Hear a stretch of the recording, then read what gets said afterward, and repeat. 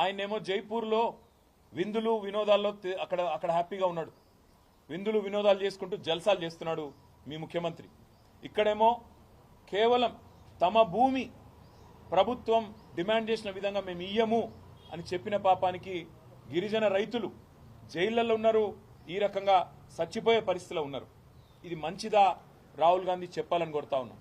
నీకు నిజంగానే హృదయం ఉంటే వెంటనే నీ ముఖ్యమంత్రికి ఫోన్ చేయి, చెప్పు, ముందు కేసులు వాపసు తీసుకో, వాళ్ళని వెంటనే జైల్లోకి వెళ్ళి ఇడిచిపెట్టు, వాళ్ళ ఇంటికి పోని వాళ్ళ కుటుంబ సభ్యులను, వాళ్ళ ఆరోగ్య పరిస్థితి ఎట్లాగో మీ ప్రభుత్వం పట్టించుకోదు, అవసరమైతే మేం చూసుకుంటాం, ప్రైవేట్ ఆసుపత్రుల్లో పెట్టి వాళ్ళకి మంచి వైద్యం చేయించి వాళ్ళ ప్రాణాలు కాపాడుకునే ప్రయత్నం చేస్తాం. ఇది మంచిది కాదు.